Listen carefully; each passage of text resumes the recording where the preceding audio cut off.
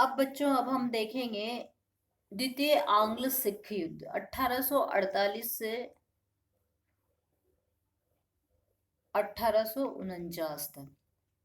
इस समय governor general जो थे वो लॉर्ड हॉर्डिंग के स्थान पर लॉर्ड डलहौजी बनाए गए थे। और लॉर्ड डलहौजी की हम जानते हैं प्रसिद्ध नीति थी गोद निषेध नीति, जिसके द्वारा उन्होंने संपूर्ण भारतीय प्रदेशों को अंग्रेजी साम्राज्य में मिलाया। तो हम ये देखेंगे कि कौन कौन से कारण रहे जिसके कारण ये द्वितीय आंग्ल सिख युद्ध लड़ा गया। तो सबसे पहले हम देखेंगे सिखों में असंतोष। हमने प्रथम आंग्ल सिख युद्ध में भी देखा कि ये युद्ध इसलिए लड़े गए कि सिखों में असंतोष थे। तो क्या क्या असंतोष थे वो देखेंगे। भैरोवाल की संधियों से अंग्रेज पूर्णतः संतुष्ट नहीं थे। उनका वास्तविक लक्ष्य पंजाब पर अधिकार करना था। पंजाब पर अधिकार होने से अफगानिस्तान की सीमा पर रूसी खतरे का मुकाबला करने के लिए सुरक्षा के सुदृढ़ प्रबंध किए जा सकते थे। सिख सेना की बदला लेने की भावना। अंग्रेज ये भी जानते थे कि सिखों ने अपनी पराजय को हृदय से स्वीकार नहीं किया और वो ये भी जानते थे कि प्रथम सिख युद्ध में उनकी पराजय का मुख्य कारण सिख अपने सेनापतियों के विश्वासघात मानते थे। अतः वे अवसर पाते ही अंग्रेजों के नियंत्रण से मुक्त होने के लिए उत्सुक थे।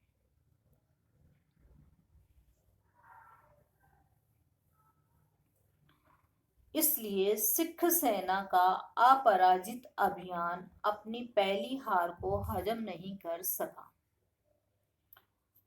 इस सिखों की वीरता और सिखों की सेना और सिख सरदारों के बारे में अंग्रेजों के क्या विचार थे। प्रथम सिख युद्ध में सिखों की वीरता से अंग्रेज प्रभावित हुए थे। यद्यपि प्रथम सिख युद्ध के पश्चात सिखों की सैनिक शक्ति घटा दी गई थी, किंतु फिर भी वो इतनी कम नहीं थी कि वो आसानी से उन्हें दबाया जा सके। बेकार सैनिकों का असंतोष। लाहौर की संधि की शर्तों के अनुसार हमने देखा कि किस तरह सेना को कम कर दिया गया था, जिसके फलस्वरूप काफी संख्या में सैनिक बेकार हो गए थे, बेरोजगार हो गए थे। वे भी पंजाब में अंग्रेजों के बढ़ते हुए नियंत्रण का विरोध करने में असंतुष्टों को सक्रिय सहयोग देने के लिए तैयार थे। पंजाब में सामाजिक सुधार के प्रयत्न।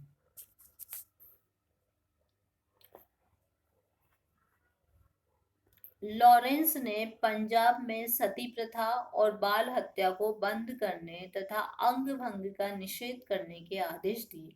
इन सुधारों के कारण भी जनता में असंतोष बढ़ गया था। प्रजा में असंतोष। लॉरेंस ने प्रशासन के हर विभाग में उच्च पदों पर स्थानीय अधिकारियों के स्थान पर अंग्रेजों को नियुक्त करना आरंभ किया। इससे भी प्रजा में असंतोष था। सरदारों में असंतोष क्यों था? लॉरेंस ने भूमि कर में कमी की तथा चुंगी हटा दी। इससे सरदारों की आमदनी कम हो गई। वे समझने लगे कि शने शने उनके अन्य अधिकारों में भी कमी की जाएगी। अतः वे जनता को उकसाने लगे। डलहौजी की साम्राज्यवादी नीति। डलहौजी की साम्राज्यवादी नीति भी युद्ध का एक कारण थी। वो देशी राज्यों के अस्तित्व को समाप्त करने के पक्ष में था। उसके अनुसार देशी राज्यों में प्रजा की भलाई के लिए कार्य करना संभव नहीं था। उनकी भलाई व उन्नति के लिए उन्हें अंग्रेजी शासन के अधीन लाना आवश्यक था। इस युद्ध का जो तत्कालीन कारण बना वो रहा मुल्तान के शासक मूलराज का अंग्रेजों के प्रति दुर्व्यवहार। अब ये क्या इतिहास था? मूलराज के शासक, मुल्तान का राजा था मूलराज, के साथ अंग्रेजों का दुर्व्यवहार। महाराजा रणजीत सिंह के शासनकाल में उन्होंने मुल्तान को जीतकर सावनमल को वहां का दीवान नियुक्त किया था। उसे 17.5 लाख रुपए सालाना वार्षिक आमदनी का आधा भाग लाहौर दरबार को देने पड़ते थे। 1844 में जब सावनमल की मृत्यु हो गई तो लाहौर यहाँ का दीवान बनाया गया मूलराज को। उस समय लाहौर में लाल सिंह प्रधानमंत्री था। मूलराज से 18 लाख रुपए नजराने की मांग की, जिसे मूलराज ने 3 किश्तों में देना स्वीकार किया। प्रथम सिख युद्ध की अवधि में मूलराज से लाल सिंह ने बकाया लगान और नजराने के रुपए की मांग की। मूलराज ने इसे शीघ्र चुकाने का वादा किया। प्रथम सिख युद्ध के बाद अंग्रेजों ने लाल सिंह के माध्यम से 20 लाख रुपए की मांग की और 2 साल बाद मुल्तान से वसूल किए जाने वाले लगान की दरों में वृद्धि करने की घोषणा भी की। विवश होकर मूलराज ने इन सब शर्तों को स्वीकार किया, किंतु अंग्रेजों ने उस पर कुशासन का आरोप लगाकर 2 अंग्रेज कमिश्नर, 9 अंग्रेज कलेक्टर और 7 अंग्रेज जज वहां भेज दिए। इस कार्रवाई को अपने राज्य के प्रशासन में आंतरिक हस्तक्षेप मानकर मूलराज ने त्यागपत्र दे दिया। सरदार काहन सिंह को मुल्तान का दीवान नियुक्त कर दिया गया और उसकी सहायता के लिए अंग्रेज अधिकारी लगा दिए गए। अंग्रेजों द्वारा मूलराज पर अंग्रेज अधिकारियों की हत्या का आरोप लगाया गया। जबकि अंग्रेजों की हत्या में मूलराज का कोई हाथ नहीं था और विवश होकर उसे विद्रोह करना पड़ा। ऐसी स्थिति में मूलराज के विद्रोह में अंग्रेजों द्वारा महारानी जिंदन का हाथ बताया गया और उसे बंदी बना दिया गया।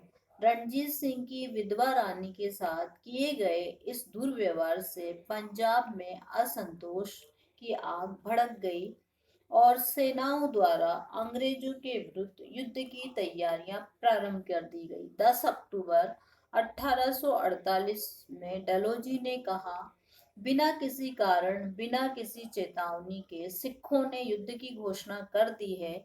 मैं अपनी ओर से आप सब महानुभावों को विश्वास दिलाता हूँ कि मैं प्रतिशोध लूंगा। 22 नवंबर 1848 को चिनाब के निकट रामनगर में दोनों सेनाओं के मध्य युद्ध हुआ। 13 जनवरी को चिलियावाला में अंग्रेज और सिखों के मध्य लड़ाई हुई। इसमें सिखों की जीत हुई। 22 जनवरी को चिनाब के किनारे गुजरात नामक स्थान पर अंग्रेज और सिखों के मध्य अंतिम युद्ध लड़ा गया। सिख सेना द्वारा पराजय स्वीकार कर ली गई। 29 मार्च 1849 को डलहौजी द्वारा पंजाब को अंग्रेजी राज्य में मिलाने की घोषणा कर दी गई। अब हम देखेंगे कि सिखों की हार का क्या कारण था। तेज सिंह का विश्वासघात था और इस युद्ध का क्या परिणाम निकला। सिखों की हार हुई और संपूर्ण पंजाब पर जो है वो अधिकार कर लिया गया डलहौजी के द्वारा। इस तरह हमने प्रथम और द्वितीय सिख युद्ध पढ़ा और उसमें हमने ये जाना कि किस तरह से